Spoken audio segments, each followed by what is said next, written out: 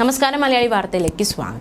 ഇന്നത്തെ കോടതി വിധി എല്ലാവരും ഉറ്റുനോക്കുകയാണ്. മേയർ ആര്യ രാജേന്ദ്രനും സച്ചിൻ ദേവിനുമെതിരെ കേസ് എടുക്കണമെന്നാവശ്യപ്പെട്ട് KSRTC ഡ്രൈവർ യദു നൽകിയ ഹർജി ഇന്ന് കോടതി പരിഗണിക്കുകയാണ്. പോലീസിൽ പരാതി നൽകിയിട്ടും കേസെടുക്കാത്ത സാഹചര്യത്തിലാണ് കോടതിയെ സമീപിച്ചത്. ആര്യ രാജേന്ദ്രൻ, സച്ചിൻ ദേവ് വാഹനത്തിലുണ്ടായിരുന്ന മറ്റു 3 പേർക്കെതിരെയാണ് പരാതി.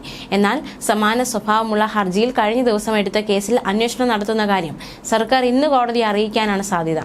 തിരുവനന്തപുരം 1ാം ക്ലാസ് മജിസ്ട്രേറ്റ് കോടതി 3 ഹർജി പരിഗണിക്കുന്നത്. അതേസമയം ബസ്സിലെ CCTVയുടെ മെമ്മറി കാർഡ് കാണാതായ സംഭവത്തിൽ പോലീസ് അന്വേഷണം തുടരുകയാണ്. പാപ്പനംകോടുള്ള KSRTC വർക്ക്ഷോപ്പിൽ വെച്ചാണ് ക്യാമറകൾ സ്ഥാപിച്ചത്.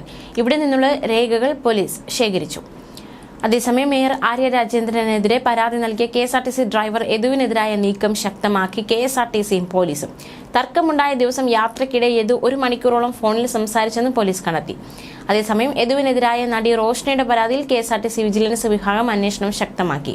പോലീസ് മടിച്ചു നിന്നപ്പോൾ കോടതി ഇടപെട്ടതോടെയാണ് ഒടുവിൽ ഇന്നലെ മേയർക്കും സച്ചിൻ ദേവ് MLAയ്ക്കും ഒപ്പമുണ്ടായിരുന്നവർക്കെതിരെ കന്റോൺമെന്റ് പോലീസ് കേസെടുത്തത്. ജാമ്യം കിട്ടാവുന്ന ദുർബല വകുപ്പുകളാണ് ചുമത്തിയത്. ഈ കേസിൽ പ്രതിയാക്കപ്പെട്ട മേയർ അടക്കം 5 പേരുടെ മൊഴി പോലീസ് ഉടൻ രേഖപ്പെടുത്തും. സംഘം ചേർന്ന് മാർഗതടസ്സമുണ്ടാക്കിയെന്നാണ് കേസ്. മേയറുടെ സംഘവും KSRTC ബസിന്റെ സർവീസ് തടസ്സപ്പെടുത്തിയില്ലെന്ന പോലീസിന്റെ വാദവും കേസെടുക്കേണ്ടി വന്നതോടെ പൊളിഞ്ഞു. ബസ്സിനുള്ളിലേക്ക് സച്ചിൻ കയറി യാത്രക്കാരെ ഇറക്കിവിട്ടുവെന്നും യദുവിന്റെ പരാതിയിലുണ്ട്. ഈ പരാതി ഇന്ന് കോടതി പരിഗണിക്കും. തർക്കമുണ്ടായ കഴിഞ്ഞ 27 ഉച്ചയ്ക്ക് 1 മണിക്കാണ് തൃശൂരിൽ നിന്ന് ബസ് പുറപ്പെടുന്നത്. രാത്രി 9:45 തിരുവനന്തപുരം പാളയത്ത് വെച്ച് തർക്കമുണ്ടായത്. യാത്രയിൽ പല സമയത്തായി 1 മണിക്കൂറോളം യദു ഫോണിൽ സംസാരിച്ചെന്നാണ് പോലീസിന്റെ കണ്ടെത്തൽ. പല ടവറുകളിലായാണ് സംസാരം. ഡ്യൂട്ടിക്കിടയിലെ ഫോൺ വിളിയിൽ പോലീസ് റിപ്പോർട്ട് KSRTCക്ക് നൽകും.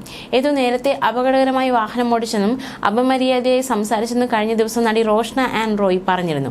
നടി പറഞ്ഞ കാര്യത്തിൽ KSRTC വിജിലൻസ് വിഭാഗം വിശദമായ അന്വേഷണം തുടങ്ങി. നടി പറഞ്ഞ കഴിഞ്ഞ വർഷം ജൂൺ 18, 19 തീയതികളിൽ തിരുവനന്തപുരം വഴിക്കടവ് ബസ് ഓടിച്ചത് യദുവാണെന്ന് ട്രിപ്പ് ഷീറ്റിൽ നിന്ന് വ്യക്തമായിരുന്നു. ഈ ബസ്സിലെ യാത്രക്കാരെ കണ്ടെത്തി മൊഴി രേഖപ്പെടുത്താനാണ് നീക്കം. അന്ന് തർക്കത്തിൽ ഇടപെട്ട മോട്ടോർ വാഹന വകുപ്പ് ഉദ്യോഗസ്ഥരുടെ മൊഴിയെടുക്കും. ഇതിനിടെ KSRTCയിലെ താൽക്കാലിക ജീവനക്കാരുടെ നിയമനത്തിലും പോലീസ് ക്ലിയറൻസ് നിർബന്ധമാക്കണമെന്ന് തിരുവനന്തപുരം സിറ്റി പോലീസ് കമ്മീഷണർ ശുപാർശ നൽകും.